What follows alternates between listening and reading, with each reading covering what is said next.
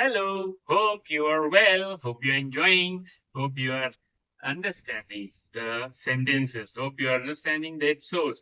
बहुत मेहनत कर रहा हूँ मैं आपके लिए और आप भी मेहनत करिए so that you can definitely get well.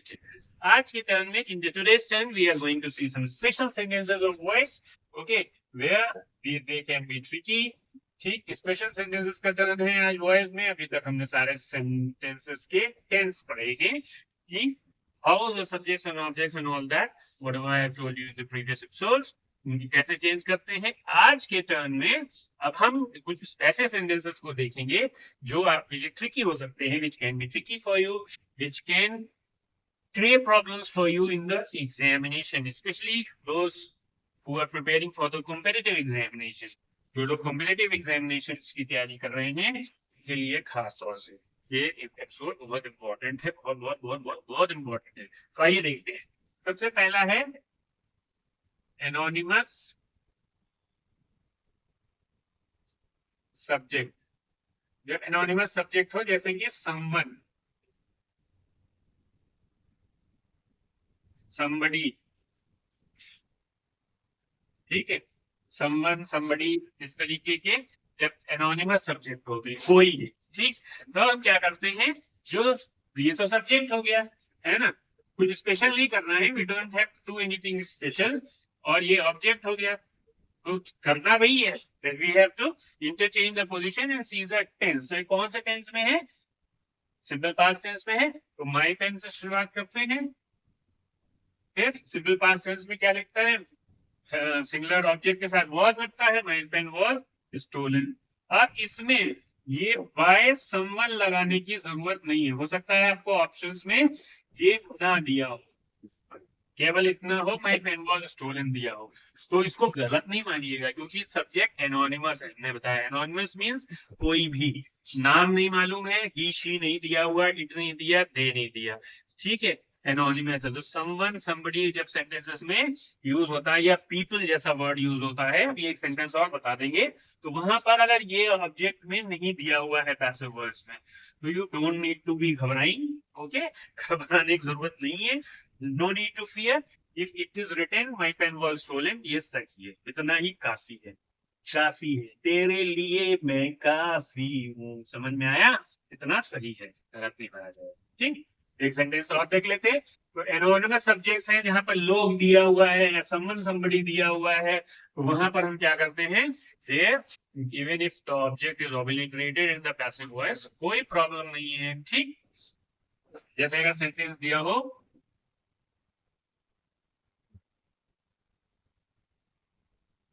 people speak English all over the world. अब इसमें ऑब्जेक्ट क्या है, कौन बोलता है, लोग बोलते हैं, तो लोग तो इन जनरल है ना, एनोनिमस है, कोई पर्टिकुलर तो है नहीं, ही शी दे नाम तो दिया नहीं है, no particular subject is given, लोग हैं, तो लोग तो कोई में से तो कोई भी हो सकता है. ठीक, तो ये तो सब्जेक्ट हो गया, ऑब्जेक्ट क्या है, इंग्लिश. अब सेंटेंस कौन से टेंस में है, बस इतना आइडेंटिफाई करना है. The only thing which we have to take care of is the tense of the sentence. People speak English, it's a simple present tense. So object क्या है, English.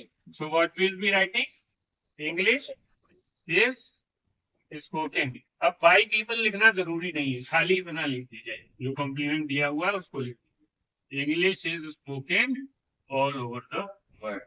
English is spoken all over the world by people. English is spoken by people all over the world. अगर by people नहीं दिया हुआ है anonymous subjects means when this anonymous subject is not mentioned as an agent, तो ये गलत है.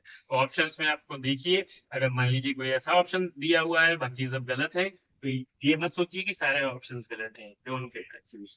समझ में आया? I hope you understood by these two examples. ये anonymous subjects के someone, somebody, लोग, इस तरीके के जो anonymous objects होते हैं वहां पर हमको घबराने की जरूरत नहीं है. ठीक है, अब नेक्स्ट है यूज ऑफ मॉडल्स. छोटे छोटे एपिसोड्स हैं, स्पेशल हैं आपके लिए. मॉडल्स का, मॉडल्स कौन से होते हैं, मॉडल्स, मॉडल वर्ब्स लिख लो तो आपको ज्यादा अच्छा समझ में आएगा कौन सी होती है. कैन, मे, माइट, ये सब मॉडल्स हैं। विल, शैल, ये सब हैं जिन according to the use. Can or may तो है ये है, ठीक। शुड, वुड, इनके पास टेंस ले लो, वुड, शुड, ठीक। तो इनके सेंटेंस देख लेते हैं जब ये एज ए मॉडल यूज होते हैं। मॉडल क्या होता है? जब मूड के अकॉर्डिंग, जैसे मैं कर सकता हूँ I can win the match. चलो यही sentence, I can win the match. तो ऑब्जेक्ट क्या है? मैच है। तो ये सब्जेक्ट है, ये ऑब्जेक्ट है, so will be using it the match. अब इसमें हम क्या करते हैं, केवल जो मॉडल दिया होता है उसको वही लिखते हैं, कैन, और उसमें एक बी लगा देते हैं, और वर्ब की third form as always. The match can be won, कौन जीतेगा? बाय,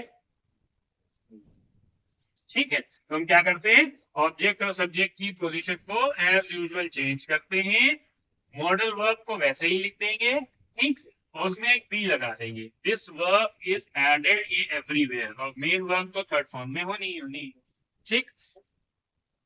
जैसे सेंटेंस हो, he should submit his project today, he should submit his project today. क्या है इसमें? ऑब्जेक्ट क्या है? प्रोजेक्ट। तो हिज प्रोजेक्ट इसलिए पहले हिज प्रोजेक्ट। अब हम क्या यूज करना है? हमको मॉडल वर्ब यूज करनी है, शुड, फिर क्या लगाना है? बी लगाना है। सबमिट का थर्ड फॉर्म सबमिटेड, ही, ठीक है। His project should be submitted, किसके द्वारा? By him. और क्या आता है? टाइम का वर्ड जहां है वहीं रहने दो, उसको मत छेड़ो। Don't, don't teach. Time, time से बिल्कुल छेड़छाड़ नहीं करना, समय बहुत खराब हो जाता है। चलिए, समय बहुत बलवान है ना, तो समय बहुत बलवान है। तो this project should be submitted by him today. तो जहां कहीं भी मॉडल वर्ब्स यूज होती हैं उनमें हम क्या करते हैं, ये सब लिखते हैं, और प्लस बी ऐड कर देते हैं। मेन वर्ब वैसे ही थर्ड फॉर्म में रहती है जैसे होती है, उसमें कोई भी डिफरेंस नहीं होता है। समझ में आया? उसमें कोई भी डिफरेंस नहीं होता है, समझिए। अकल लगाइए, दिखावो पे न जाओ, अपनी अकल लगाओ। वॉइस सिखाए, वॉइस एक्टिव टू पैसिव, वरना you are a no voice. No voice का मतलब नौसिखिया, तो नौसिखिया नहीं बनना है। तो मॉडल्स के केस में क्या करना है? केवल बी लगाना है, ठीक है। समझ में आया बेटा कि नहीं आया? नहीं आया तो फिर देखो, इतने टफ तो नहीं है ये सेंटेंसेस। अब आते हैं हम इंफिनिटिव के यूज पे। इंफिनिटिव क्या होते हैं?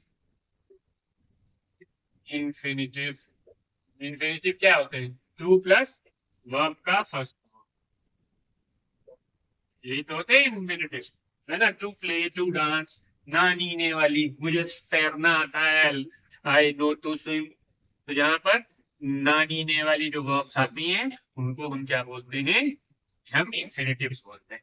तो इंफिनिटिव्स में दो तरीके के सेंटेंस हैं, एक में ऑब्जेक्ट है, एक में ऑब्जेक्ट नहीं है। There are two kinds of sentences where in certain word sentences they can be an object, direct object हो सकता है, किसी में नहीं हो सकता। जैसे पहला सेंटेंस है,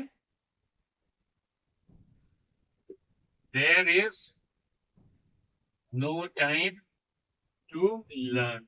अब अगर हम लिखते हैं इंग्लिश, तो ये ऑब्जेक्ट हो गया, ठीक है। अगर हम लिखते हैं इंग्लिश तो ऑब्जेक्ट हो गया, ठीक है। और अगर हम नहीं लिखें तो ऑब्जेक्ट ना लिखें, हटा दें, ठीक है। There is no time to learn. अब क्योंकि लर्न क्या है, ऑब्जेक्ट के बिना हो नहीं सकता, क्योंकि कोई चीज ट्रांसिटिव वर्ब्स हमेशा चेंज होती हैं एक्टिव से पैसिव में, है ना। तो फिर वो सेंटेंस का पैसिव वॉइस नहीं बनेगा। लेकिन क्योंकि यहाँ पर इंग्लिश आ गया इसलिए इसका पैसिव वॉइस बन सकता है। तो कैसे बनाएंगे? देयर इज नो टाइम तक वही लिखेंगे, फिर प्रपोजिशन का यूज करेंगे फॉर इंग्लिश, ठीक है, क्योंकि वो ऑब्जेक्ट है। There is no time for English preposition. और जो वर्ब्स होती हैं उनमें टू बी और वर्ब की थर्ड फॉर्म आती है, ठीक है। जितनी भी इंफिनिटिव्स होंगी, कहीं पर भी ये इनफाइनाइट वर्ब आ रही है जब, जो कि मेन वर्ब का काम कर रही है, तो क्या करते हैं हम इसको टू बी और वर्ब की थर्ड फॉर्म में यूज करते हैं, ठीक है। जैसे अगर सेंटेंस हो he is a man to admire, तो एडमायर का क्या हो जाएगा, टू बी एडमायर। अब इसमें ऑब्जेक्ट तो है नहीं, तो हम क्या लिखेंगे, he is a man to be admired, समझ में आया? अब क्योंकि उसमें ऑब्जेक्ट था तो हमको प्रपोजिशन यहाँ पर यूज करनी पड़ी, there is no time for English to be learn. अगर नहीं होता, यहाँ पर इंग्लिश नहीं होता, तो ये सेंटेंस का पैसिव वॉइस नहीं बनता। क्यों? क्योंकि पैसिव वॉइस किसके बनते हैं, ट्रांजिटिव वर्ब्स में, यानी कि जिसका एक्शन किसी ऑब्जेक्ट के ऊपर ट्रांसफर हो सकता है। जैसे बर्ड्स फ्लाई, तो चिड़िया किसी चीज के ऊपर थोड़ी उड़ती है, अपने आप उड़ती है, तो एक्शन ट्रांसफर तो होता नहीं है, तो उसमें पैसिव वॉइस नहीं बनेगा।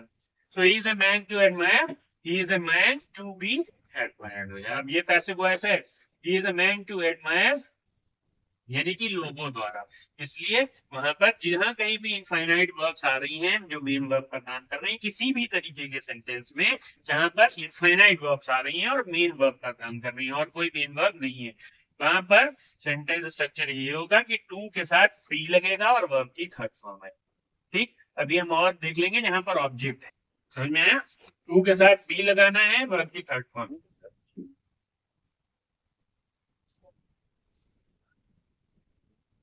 टू बी और वर्ब की थर्ड फॉर्म, ठीक।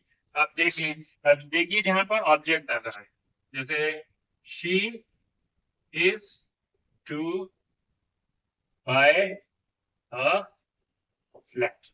अब वो क्या खरीदने वाली है, चीज टू बाय फ्लैट, वो फ्लैट खरीदने वाली, खरीदने ने ना नीने वाली इनफाइनाइट होती है, तो बाय अ फ्लैट, ठीक। तो अब हम कैसे इसको चेंज करेंगे, जो ऑब्जेक्ट दिया हुआ ऑब्जेक्ट से बना लीजिए, अ फ्लैट इज, अब इसको क्या बताया, वो लिखा हुआ है टू बी बॉट, किसके द्वारा, बाय, ठीक है। A flat is to be bought by, समझ में आया?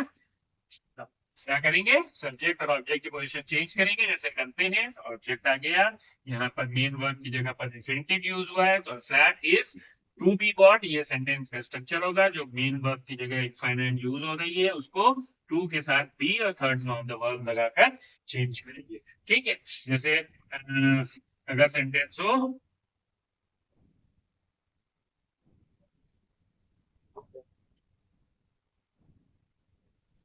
Abdul was to make a robot, robot नहीं होता है, दूसरे लोग रोबोट बोलते हैं, no, the correct pronunciation is robot, don't say robot, it is robot, robot, okay. तो Abdul was to make a, क्या बनाने वाला था, रोबोट। तो इसमें ऑब्जेक्ट क्या है, बताओ, बुझो, बुझो, बुझो, ऑब्जेक्ट है रोबोट, तो रोबोट से बनाएंगे हम, और robot was to be, make का थर्ड फॉर्म मेड, कौन, बाय अब्दुल, बन गया। देखो कितनी आसानी से बन गया, क्यों, क्योंकि मेन वर्ब क्या है, टू में, इसीलिए हेल्पिंग वर्ब भी चेंज नहीं हुई, ठीक। अगर मान लो होता Abdul was to make robots, तो रोबोट की जगह वॉज की जगह पर हो जाता, robots were to be named. लेकिन the infinite which is playing the role of a main verb, उसकी जगह पर क्या लगाना है, टू बी और वर्ब की third. I hope you understood now, समझ में आ गए? ये सेंटेंसेस इंफिनिटिव्स आपको फंसा सकते हैं, तो किसी में हो सकता है ऑब्जेक्ट और किसी में ऑब्जेक्ट नहीं हो सकता। जैसे he is a man to admire, तो उसमें ऑब्जेक्ट नहीं था, तो he is a man to be admired हो जाएगा, पैसिव वॉइस बनेगा।